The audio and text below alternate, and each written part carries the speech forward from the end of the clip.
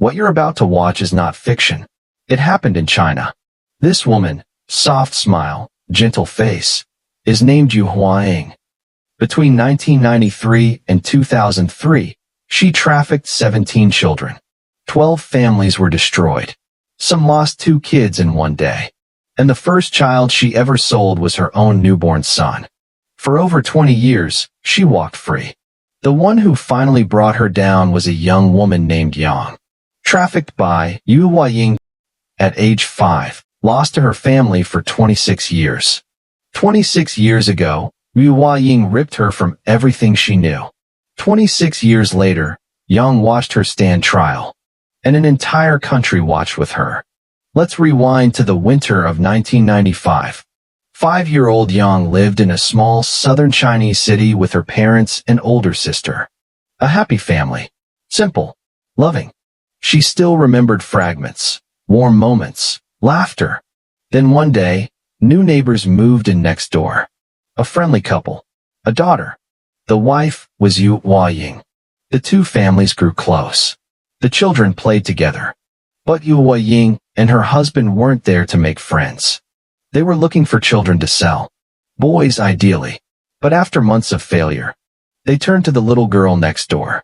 One morning, Yang's parents left for work. Stay home, you two. Yu Huaying came over, smiling. What do you want? She asked the girls. Then she took Yang's hand. Let's go buy something. And walked her out the door. Yang even turned back and told the older sister, I'll bring you back knitting needles. That was the last time she ever saw her sister. Yu Huaying didn't take Yang to any store. She went straight to the train station. A northbound train. Destination, a city nearly 1,000 miles away. In the frozen north of China. In December, Yang's hometown was chilly, but mild. The north was a different world, bitter, bone cold. Imagine being taken from San Francisco to Washington, D.C. in midwinter. Same season, but no coat, no extra clothes. On the train, Yang cried. She wanted to go home. Yu Huaying threatened to throw her off. When they arrived, Yu Huaying tried to sell her. But Yang was a girl, and no one wanted a girl. Days passed. Yu Huaying grew frustrated. 那时候天很冷，我就一直在挪着找太阳，太阳动一点我就往前挪一点，特别冷。他在给我洗头的时候，拿那个没有兑过凉水的暖壶里面的水直接浇在了我头上。那不是100%的开水，但是一定是超出了我的承受能力的，所以我当时觉得头皮疼，我在院子里面跳。Finally, an elderly woman paid roughly a few $100s for a 5-year-old girl. Why?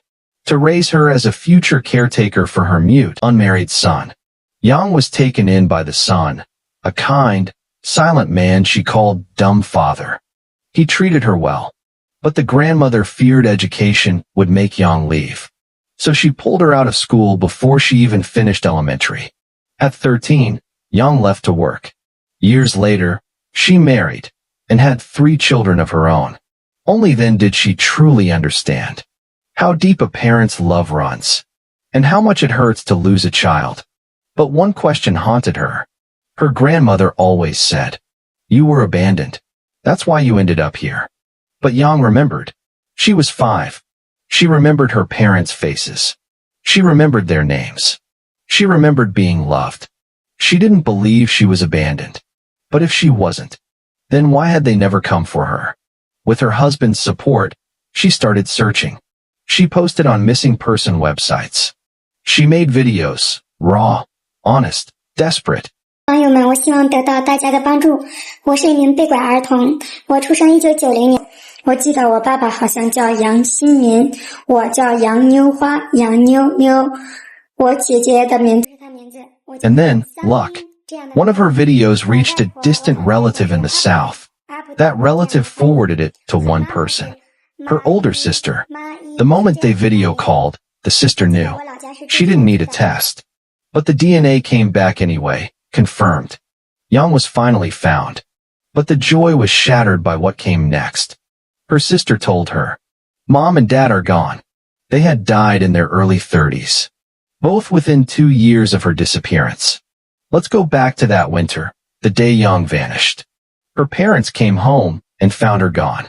They searched like mad. For 7 or 8 months, they lived near the train station, watching every train that pulled in and out, day and night.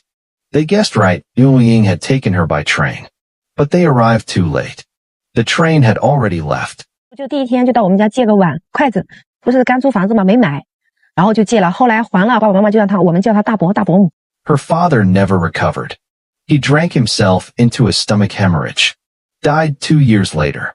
Her mother, overwhelmed, disoriented, heartbroken, followed 4 months after. She was only 32. Her older sister, just 12, was left alone, orphaned, guilt-ridden. She blamed herself. She dropped out of school at 13 and carried the weight of survival alone. When Young heard all of this, something inside her broke and hardened.